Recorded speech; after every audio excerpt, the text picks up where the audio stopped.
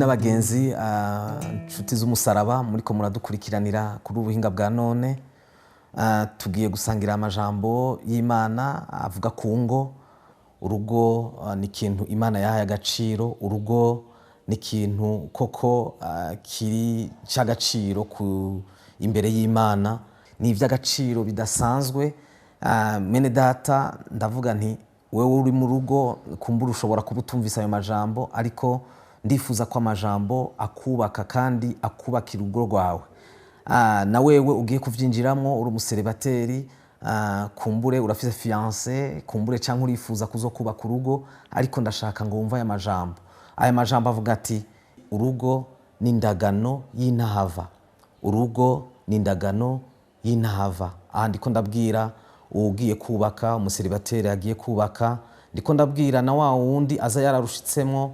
Aya majambo rero n'amajambo adasanzwe kandi n'amajambo kumbure ushobora kuba warumvise ariko ukayafata minenegwe. Turasoma muri Mariko igice ca 10 umurongo w'9 aho bavuga ngo nuko ico Imana yafatanije umuntu ntaze akimature.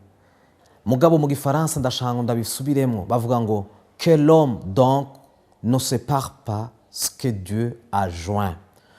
Aya majambo iyo uri kurayumviriza n'amajambo akomeye cyane. No kuvuga urugo urimwo canke ugiye kwinjiramwo, Imana niyo yarutanguje kandi Imana niyo yabahuje. Bisigura yuko mene data urugo ni indagano y'intahava, kuko ni ikintu cavuye ku Mana kandi nta numwe ashobora kubatandukanya, nta kintu na kimwe, nta situation nimwe ishobora kubatandukanya. Reka ndakwibutse amajambo ukunda kumbure warayavuze igihe waragana n'uwo mubakanye, nta kizodutandukanya kiretse urupfu canke Yesu aje gutora ishengero. Haleluya. Aho niho honyene hari ibintu bibiri. Reka ndabisubiremo aho bavuga ngo nta kizodutandukanya kiretse urupfu canke Yesu aje gutora ishengero. Ahandi naho bakavuga ngo nzogukunda mu mahigwe no mu magorwa. Bisigura yuko nta kintu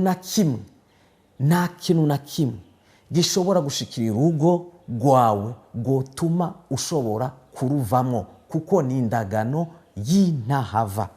Ndashanga ubitahure cyane kuko bizokugirira akamaro, bizogufasha nawe bigufashe mwene data ufise urugo rusa n'uruko rurapfa, uri kuriyumvira ingene ushobora kubivamo. Uri kuragerageza uburyo bwose urondera visa, uri kunanayirondera mu mpisho, ariko ngira ndakubwire urugo ni indagano y'intahava. Mene data nta kikurengera, nta gishobora kukurengera, nta na kimwe mene data. Haleluya. Kuko uwatanguje urugo si wewe warutanguje, uwakubakiye rujya rugo si wewe, ariko ni Kristo Yesu yarutanguje.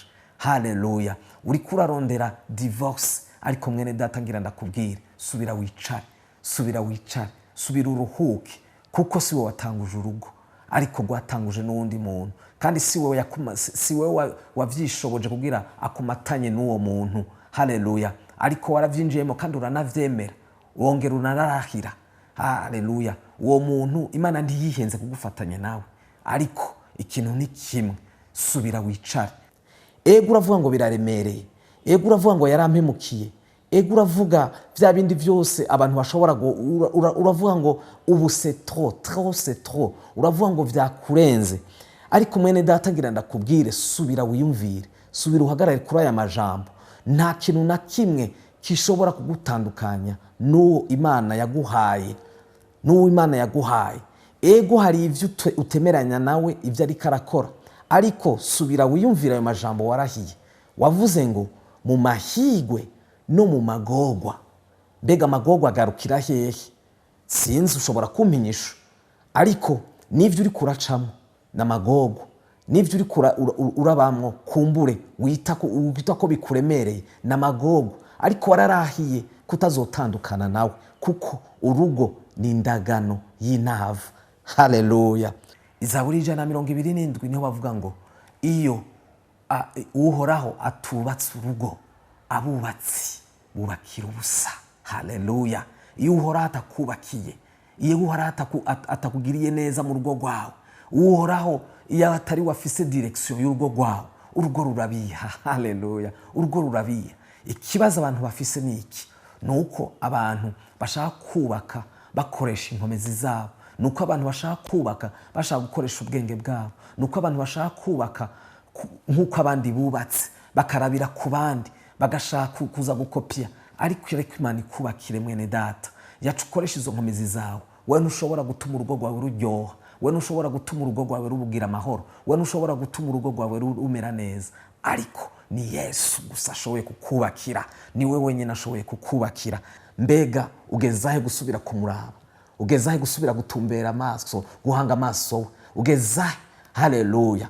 Mu Baheburayo niho bavuga umurongo wa 10, igice cya 12, niho bavuga kuva ku murongo wa mbere gushika ku murongo wa 2, niho bavuga ngo nuko natwe ko dukikijwe n'igipfungu c'ivyabona bingana bityo. Hari ivyabona mwene data, hari ivyabona vyubakiwe urugo neza, byari bimeze nabi, ariko igihe kimwe batumbera Yesu.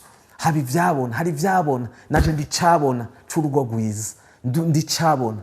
Haleluya. Reka mbandanya amajambo ngo twiyambure ibituremera byose. Twiyambure mwene data, ubwo buremere buri mu rugo rwawe bwiyambure. Haleluya. Ngo n'icaha gikunda kutwizingira ko vuba, dusiganiwe ibyo twashizwe imbere. Hari ibintu imbere, hari ibyiza imbere, hari ibyiza Imana yatekanije mu rugo rwawe mwene data. Haleluya. ngo dusiganirwe rero ibyo twashizwe imbere twihanganye. Ni wihangane mwene data, ubwo rugo rwawe ntirutegeza gupfa. Ni wihanganira uwo mwubakanye. Mbega ugezahe kumwihanganira? Hanyuma bakaca bavuga rero ku murongo wa 2 ngo dutumbereye Kristo. Haleluya. ngo dutumbereye Yesu gusa, ngo we nyanduruko y'ukwizera, ngo kandi ngo niwe azogusozera. Tumbera Yesu gusa, hanga amaso we. Haleluya. Mu Gifaransa niho bavuga ngo ayons les yeux fixés sur Jésus. Haleluya. Mbega amaso yawe ariko ahanga amaso nde? Mbega amaso yawe ariko ahanga amaso nde? Ariko ahanga amaso Pare, ariko ahanga amaso Marene ashobora kugukorera, afise ahagarukira nawe mwene data. Ariko ngira ndakubwire, ushoboye vyose ni Yesu gusa. Mbega ugezahe kumutumbera? Haleluya. ngo tumutumbereye gusa, ngo we nyanduruko y'ukwizera, ngo kandi ngo niwe azogusozera uko kwizera kwacu, ngo niwe azogusozera. Niwe azogusozera urugo mwene data yatanguje.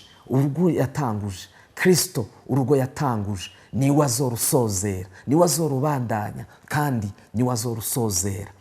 Ndashaka mwene data usubire umuhanga amaso. Urugo rwawe rugeza hehe kuryoha, ariko subira umurabe, niwe aryosha urugo. Urugo rwawe nta wundi ashobora kuzoruryosha atari Kristo Yesu. Haleluya. Ndashaka kuvugana n'umuntu ariko arabona urugo rwiwe rupfa. Uravuga waragerageje, warahanuye, waratumye abantu barahanura, baragerageza, barahanura uwo mwubakanye, ariko vyarase kwahinduka. Mwene data ngira ndakubwira, abantu bafise aho bagarukira, ariko nje kukubwira, ndakuzana kwiri jambo. Haleluya. Ntubivemwo, kuko urugo ni indagano y'intava. Ntubivemwo, ariko gusa subira utumbere Yesu. Niwe yavuze ngo nimuze abarusha n'abaremerewe.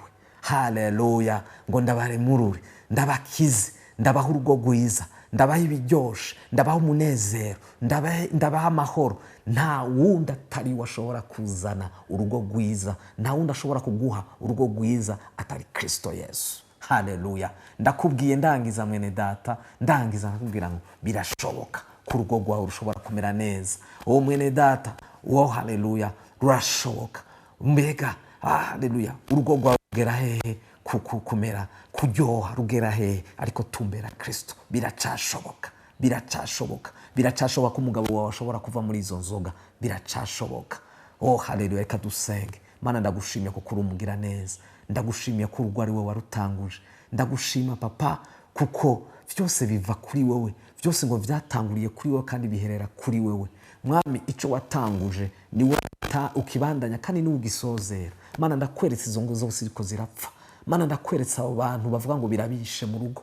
Mana ndakweretse abo bose izo ngo zose zasambutse, abamaze gutandukana n'abataratandukana, ndabakweretse Mana, biracashoboka ku rugo mwami wanje ruryoha. Ndavuze ngo mu izina rya Yesu Kristo izo ngo zibe restore.